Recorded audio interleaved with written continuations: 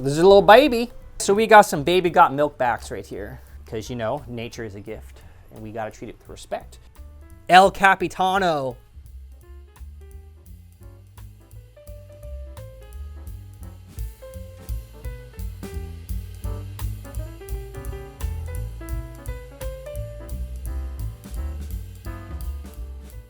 Hey guys, how's it going? Welcome to the channel. My name is Josh. I am the owner and founder of the BioDude here in Houston. You can come to my store Monday through Saturday. Come check out my website, biodude.com. Don't forget to hit that like and subscribe button. And today, giving you guys a little bit tour of our isopod room. We've had a lot of people ask how we culture our isopods because we sell a lot of them. And even with all these cultures, we still cannot keep up. We're really hoping to double the amount that we have here within the next year, but that doesn't matter. That's not what this video is about. I'm going to show you guys some of my master cultures, how we're maintaining them, what we're feeding them, and give you guys a sneak peek of some new products that are going to be coming out specifically for isopod care from the BioDude in the coming months.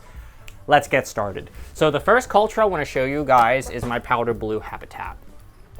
We have a whole bunch of these. These guys are really, honestly, one of the most common isopods that you're going to find in the industry. So for starters, all of the substrate that you see in here is going to be my Terra isopoda, bioactive substrate that we sell. And we keep it at various humidity levels for different species. For the powder specifically, we keep their humidity between 45% with spikes up to 90. And this is specifically blues. Now you can see two oranges snuck in here, and that's okay. It's going to happen every now and then. But a good mix here. We have a hardy level of wood, hardwoods, charcoal with extremely well draining soil that is not hydroscopic, so not a lot of cocoa products are in here. We love using different seed pods such as Lotus. This Lotus seed pod was put in here about 2-3 weeks ago, and you can see this is all that's left.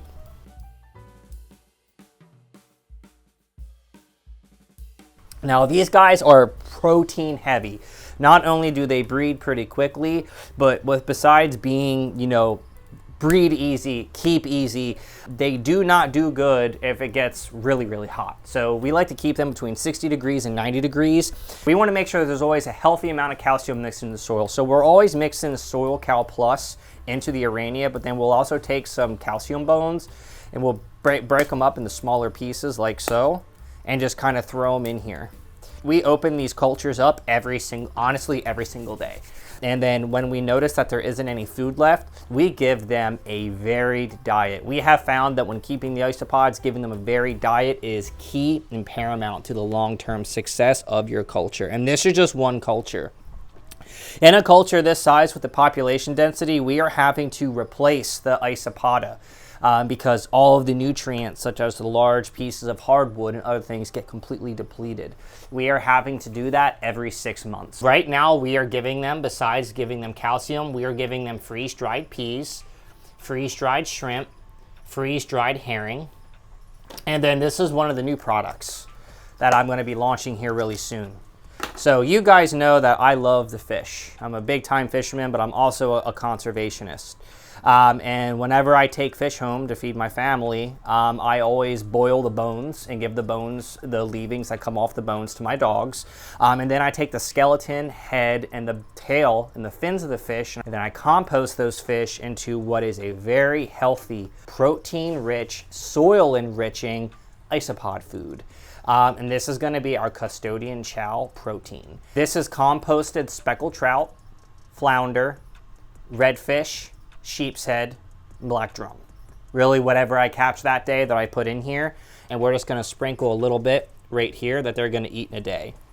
I fully expect this to be completely gone here within a couple hours. Put a little pieces of shrimp right here, some peas, and again, this is a really small amount. And then what we do is we'll take the freeze-dried herring, which we give sparingly, put that right there.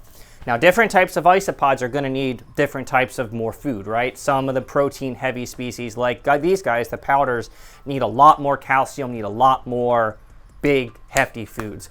Whereas your dwarf white isopods, for example, they'll do fine on bug burger and a little bit of krill. You know, we tend to not use a lot of pre-mixed diets because of mites and other things like that. We want to try to keep them as clean and pristine as possible. But this is a good example of our powders and really what you can expect to get out of the BioDude Custodian Chow, as well as when utilizing the BioDude's Terra Isopoda and assorted nut pods and following our instructions. All right, now let's talk about our powder oranges. So this is the exact same species as the blue. If you see this powder right here, this is all that is left of this that was given this morning. Now you can see here we have a little bit of flyers in here. That is one of the most unfortunate things about culturing isopods. It is virtually impossible to not get any flyers in here. One thing at home that you can do to help combat this is put a thin blanket over your culture and make sure that ventilation is strong. Ventilation is key when keeping your isopods. We drilled a hole, we put terrarium mesh, and then silicone both sides. Same over here. So some habitats that we have will have 4 holes, some will only have 2. And here's a good example of substrate that's gonna need changed out soon. So let's look at this culture, and you can see this substrate. I'm going to pull out these powder blues again. Okay, so the first thing, this is the exact same substrate. This substrate was changed out. Look, they're already going for the peas, and they're already going for the fish. Literally just put it in here less than 2 seconds ago. You see how this is really fat and clunky, and it's no dusty pieces. But then when you look over here, it looks very dusty. Like, just look at the top layer. Okay, this is just byproduct of them eating and composting everything for us. Within 2 months, we're gonna have to do a complete substrate change in here because they are going to literally eat all the nutrients and all the density out of the substrate. And you also notice that we also put a little bit extra ventilation here on the top for these guys, because we found that some of them are a little bit more sensitive than others. Now, we love these tubs. These are the Sterilite tubs that work extremely well. I believe they're about $15 a piece from Home Depot. So really not that bad. And then we do have another powder species I wanted to show you. Here's our powder Oreos. So you can see here we have on our lid, we have 3 holes, same way, siliconed on this side, siliconed on this side, making sure. You also want to notice there is no condensation built up on the inside. If you are noticing a ton amount of residual water building up on the inside of your tub, that is a problem. You need to make sure that ventilation is key to long-term success. You guys can see with these powders, it's a very similar setup to the others. We have a little bit of spag moss, lots of big hardwood. This is hardwood cypress mulch. You can see all life stages in here. Look at that. And you can see that they are flourishing through the substrate. And you can see that they are all completely congregated around. I'm going to take a little bit of my fish powder, my composted fish powder. I'm going to take a couple peas. I'm going to take a couple shrimps. I'm going to put this lid back on. Put this down. Now, very much like the other powders, we follow the same principle with these guys. Good airflow, varying humidity that isn't high all the time. Temperatures not consistently above 90 degrees, and if it is above 90 degrees, they have space they can go to reach that gradient that they need. And again, making sure that they are fed. We feed them every other day right now, because when you have a culture this size with this many population in here, you have to feed them often. You have to make sure you're paying attention to your substrate to make sure it doesn't powder down. And you also want to make sure that the humidity and airflow is staying consistent. That is very, very, very important. Let's do the zebras. All right, guys. So I have 2 cultures here that are both zebras, which are the maculatums. Okay, very similar. Something that we noticed: the larger species, such as the maculatums, have a tendency to bring in more flyers. So we are testing with pantyhose right now. So you can see we cut some pantyhose and we put it here at the top, which still provides enough ventilation, very much like the screen does, but it helps prevent the flyers from getting in there. And you guys can see these are a really popular isopod. We have a whole bunch of them in here that are thriving. We have all life stages. These guys are voracious. If you are going to keep the maculatums, you need to give them a lot of protein. Of all of the species that we keep, these guys will take one of these herrings down in a couple hours. No problem. When it comes to the fish powder, they absolutely take it down. And again, I wanted you to see here, we actually just fed them this morning. You can see here's a little bit of fish powder that's left, a little bit of a pea, and you can actually see a little baby rolled up within the little bit of the powder that's left. And then this is also one of the few species that we will give a little bit of bug burger, not a lot. With this species being so protein heavy, you have to make sure that you're watching the population in your habitat because they can bite and overwhelm your animal if the population gets too out of control. You also need to make sure that you provide enough biodegradables. Okay, here we have another armadillium. These are called Parakees. Now these guys are really cool because to me these are the true roly-polies. Now these guys, again, need protein, need calcium, they need a whole bunch of different wood, but these guys do thrive in higher humidity. So you can take full advantage of these guys in higher humidity biomes. With how quickly they reproduce, they are a really good high humidity, larger pod that will thrive. And you can see here, they tend to like to stay directly underneath the wood. We have all life stages in here from babies to adults, and you can honestly see here how they're doing. You can see, literally look at the substrate. You can see where they tend to like to stay right here in the middle because you can see a very distinct difference in the viability of the substrate. Then you can also see them going to town on this lotus pod. Absolutely just decimating it, which is exactly what we want to see. So what I'm going to do, just for fun, I'm going to put in a little bit of this fish powder here. A little bit of this krill. And I'm going to put in a little piece of herring here. And here, I'm going to check back on it a little bit later.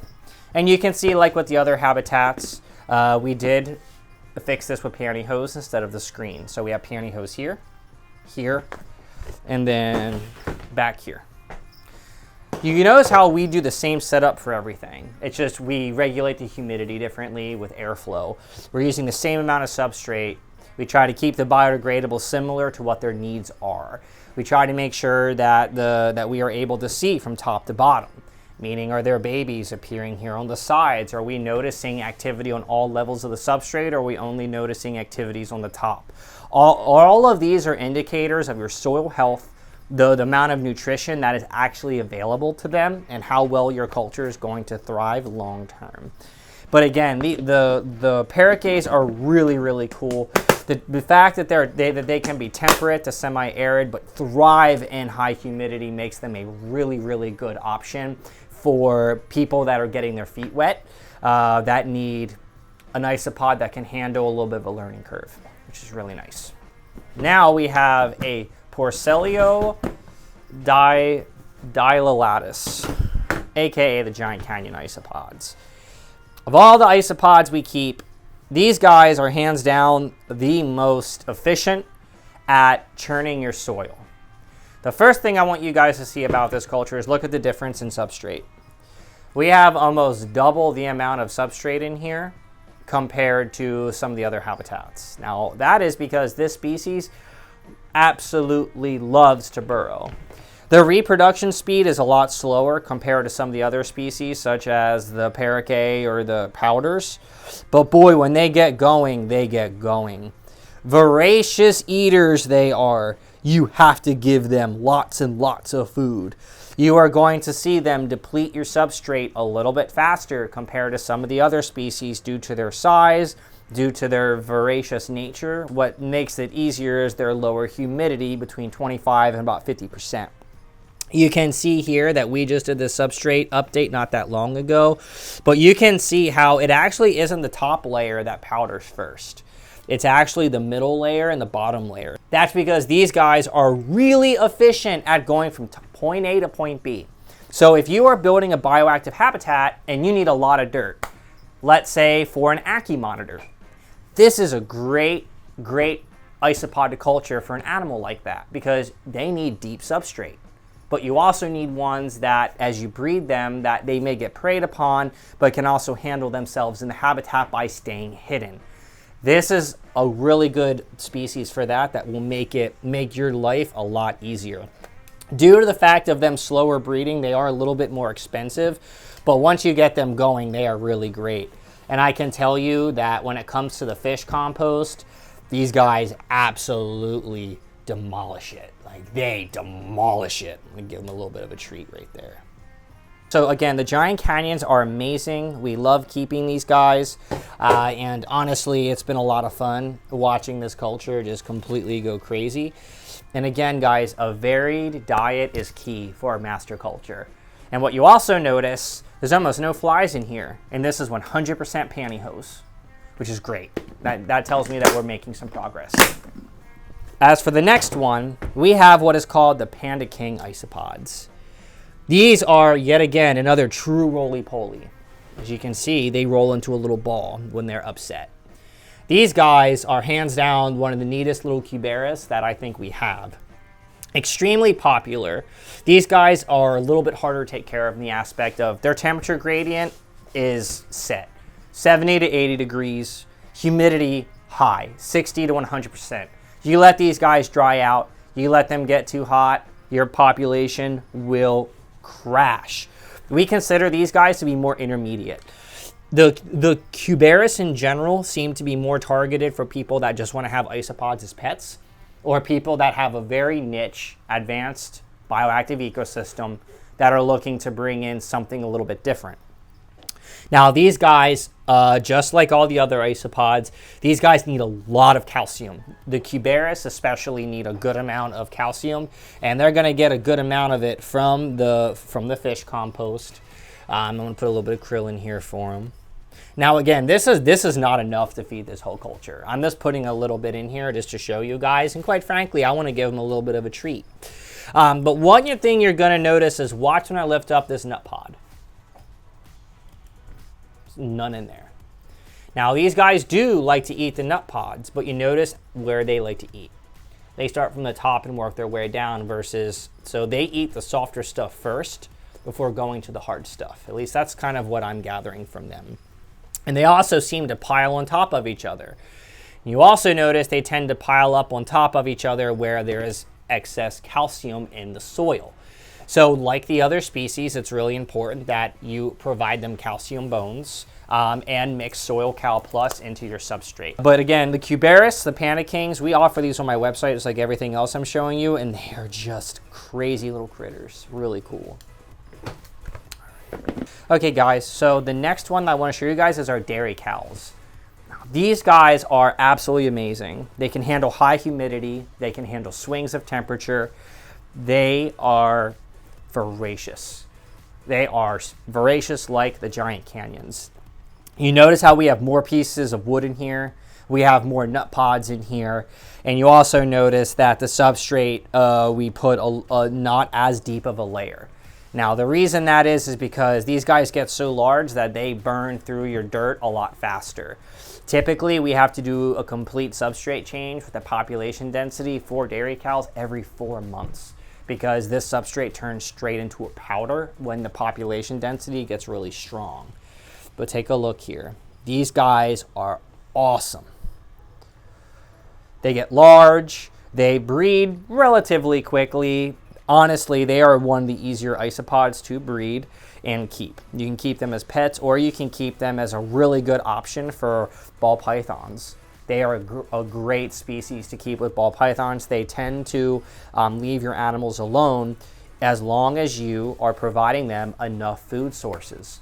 And again, you guys can see like just the substrate in general, how the top layer is still nice and chunky.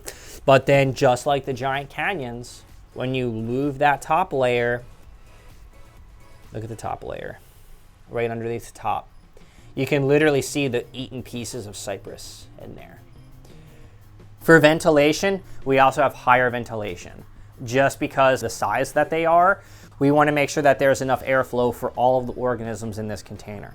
So we have 4 sides of ventilation, plus we have a whole bunch of ventilation on top, specifically for this species. I am going to give them a little bit of the, boom, the fish compost right there. I'm going to give them a herring too. There you go, guys. Come check on you guys a little bit later. Dairy cows are awesome, a ton of fun. All right, over here we have, just like the other ones I showed you, we also have the lavises that are orange. Now these guys we haven't had on our website for a while because we sold so many. We're letting our population rebound. But just to put it into perspective, here they are. Large and in charge, easy to breed, forgiving. They can handle temperature swings, humidity swings.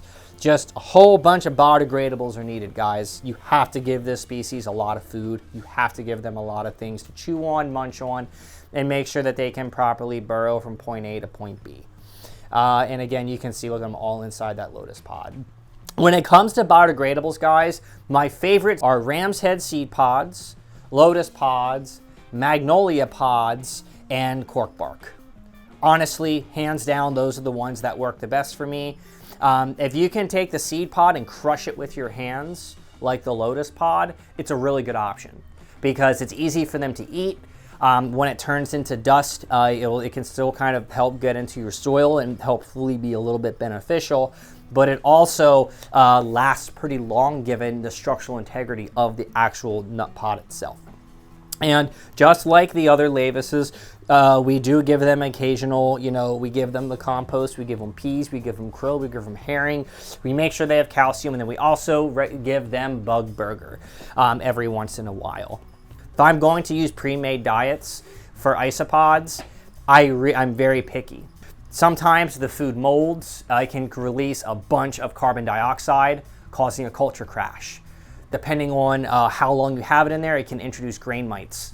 And grain mites can quickly overtake your culture if you're not careful. That also goes with fish food. You've got to be careful with how much you're leaving in there over time. Here, we have another really, really, really cool critter, the Armadillium vulgare, aka the Japanese magic potions. Now these guys reproduce like crazy fast. However, they like their habitat to be semi-arid, but they can thrive in higher humidity, but if it's constant high humidity, they don't do that great. 40 to 65% seems to be the magic number. Average room temperature, and you guys can see, these guys are true rolling polies. They can curl into their little ball. And you can see here, their substrate, all the denser stuff is on the top. These guys do like a good amount of protein, bug burger, veggies, all that good stuff.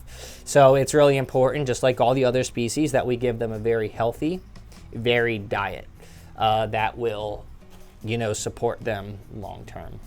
But I absolutely love these guys. And again, just like the others, they have a tendency to go inside the lotus pods and hang out directly. Oh, there's nothing there. There's a little baby. This cork piece is all his. He's lucky. Look at that, guys. Absolutely amazing. Really awesome. All right, guys, so we got some baby got milkbacks right here. These guys are another larger pod. You can see this habitat is bustling. And pretty soon we're going to have to add in more biodegradables in here because look at this population density. And we just put in fresh biodegradables in here about a week and a half ago.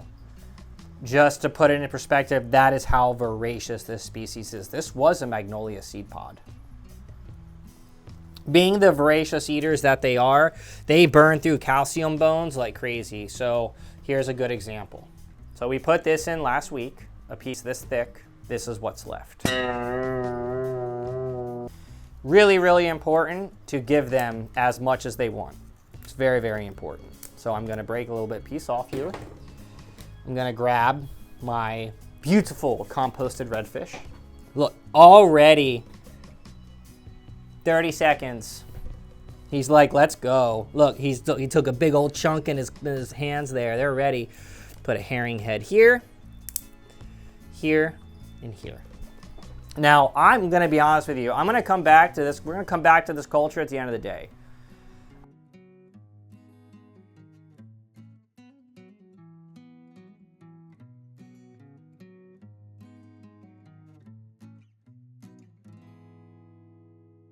Absolutely love these guys. Keep them. We keep them very similar to. We keep them very similar to our dairy cows.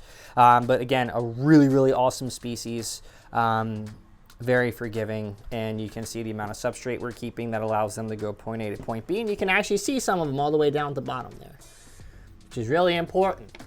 When you are looking at your culture, guys, always be aware if you aren't seeing any isopods anywhere else other than the top, and they are a burrowing species, there is something wrong with your dirt, and you need to make some adjustments. It's either too wet, or there's not enough nutrients mixed in.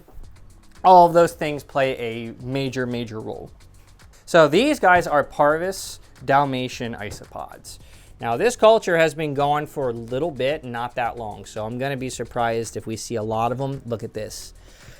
Look at the immense amount of babies in here, right under the Custodian Chow. It's almost completely gone. I'm gonna give them a little bit more. Boop. Just look how they have completely eaten this cork bark. Look at all the little tiny holes. It almost looks like termites, right? It almost looks like the types of holes that termites make. Fascinating. Let's see here. Look at that, guys. That is amazing. These are really cool little critters. You also notice with our cultures, we don't use a lot of spag moss. In fact, the only time we put spag moss in here, in any of these, is when there's a little tiny corner that we want to create a humid side. A dry side and humid side, and it's always going to go opposite end of where the vent is if there is only one vent. Good amount of biodegradables in here, but you can tell by like the species size that they're really not that large, but just moving the top layer, look at this. I just moved the top layer of the substrate, and there's just hundreds and hundreds of itty bitty little dots that are babies. This culture is thriving, and just, dude, just look at that. On. Woo! I'm sorry that I had to. It's just fascinating how little they are and how efficient they are at doing what they do. It is an incredible adaptation. Look at that. Incredible. Absolutely amazing. Here you go, guys. Boop.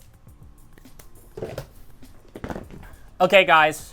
Last but not least, this is the old way. This is how I used to culture isopods when I first started doing this 16 years ago. So I took a large sterilite tub like this. Don't recommend these, but for when it comes to dwarf whites, they're amazing. Dwarf whites are incredibly easy. You really don't have to do anything. Make sure their substrate stays wet but aerated, not anaerobic but healthy. Make sure you give them calcium built in throughout all layers of the substrate, biodegradables mixed in. You are going to notice that they are always going to be primarily in the middle and bottom layer of the substrate. Now you can look right here. There's a whole little collection of them. But to put it into perspective, you see how little they are. Now these guys, once you put them in your tank, these guys aren't going to be like the powder blues. They're not going to be like the zebras. Once you put them in there, you will probably never ever see them again, unless you try to lure them out with food, such as peas, cucumbers. Just barely grazing off the top layer, you can just see a really healthy layer. Look at that guy. El Capitano. That is a big dwarf white. Oh my goodness. Oh my goodness me, like Gordon Ramsay. All right, what else we got here? Now, there is another offset of these called dwarf purples. People say they came from Costa Rica, but I don't think anybody has actually identified them yet. We don't sell dwarf purples. We tend to stick to the whites just because it's just much easier. But I am just going to put you right there. I'm just going to put you over there, fish. So one of the best things about culturing dwarf whites, of all the isopods, they are the fix it and forget it. Here's what causes them to fail. If you let their substrate dry out entirely, you don't give them any humidity pockets, they will all die. But if you keep the humidity where it should be, ventilation where it should be, you keep that soil healthy, they will thrive. And one of the best things about this is if you are keeping small geckos, viper geckos, or pictus geckos, or if you're breeding different types of skinks, like emerald tree skinks, when they come out itty bitty, these are an extremely great food source for neonatal lizards and frogs alike. If you seed your dart frog habitat with these, when I was breeding dart frogs on a much higher level than I am now, I would literally have a culture. I would put a piece of cucumber in here, and I would let that cucumber sit in the culture for a day. By the time I woke up the next day, there would be hundreds of dwarf whites on that piece of cucumber. I would lift that cucumber up, and my little baby dart frogs that just came out of the water that were maybe a week old, I would take that cucumber and cut it into 4 pieces and put each sliver in each grout container. And then those little froggies would hop over there and just peck at that cucumber. It essentially created a feeding station. And you can do that in your tank too with all of your isopods. You can put in food for them. You can put in vegetables. Dwarf whites, because of their diet and because of what they do, they're extremely easy and they are a very good alternative food source to give your animals a varied diet that is different than crickets, is different than soft-bodied worms, is different than itty-bitty roaches. And we all know you can't give baby viper geckos roaches. But we also know that, cultivating high-DI fruit flies isn't the most sustainable thing for little lizards. Where it may work for frogs, some frogs, doesn't always work that well for little lizards. And having isopods as simple as dwarf whites, with how easy they are, how forgiving they are, and quite frankly, how cheap they are one of the best things that you can keep and to have in your back pocket. If you just want to have isopods to give as treats to your critters, I'd recommend dwarf whites for small, powders for large. And you can just pull as needed, do the cucumber trick I talked about. Your critters will thank you. I just wanted to give you guys a little bit of heads up here. I wanted to show you guys how we're doing, what we're doing, how we are culturing our isopods, because I've never done a video like this before. And I think it's really cool I'm finally at this point when I'm comfortable sharing. I'm really excited to launch this food with you guys. It's been a long time coming, and it's something that I'm really excited that another large hobby of mine, I'm putting it into making sure that we're using the whole animal and not wasting any parts of the animal. Because, nature is a gift, and we got to treat it with respect. And again, guys, I just thought you would really enjoy this video. If you have any questions or you have any comments, feel free to drop a line. We'll make sure that we answer the best that we can. If you have having a hard time getting your culture to take off and you're not sure why, email us. We will walk you through the steps on troubleshooting that you can take so that way your cultures can produce like ours. And on top of that, we also have complete isopod kits for culturing and as pets on our website. From beautiful tarantula cribs cages with everything you need to a starter tub like this that will allow you to get started and able to culture these successfully. We even added different species of springtails to biodude.com and into our wholesale. Different springtails offer different benefits, just like all these different isopods do. My name is Josh. I'm the owner and founder of the BioDude. Visit my website, biodude.com. Come check out my store and come look at all the isopods we have. I really appreciate everybody's support. The dude abides.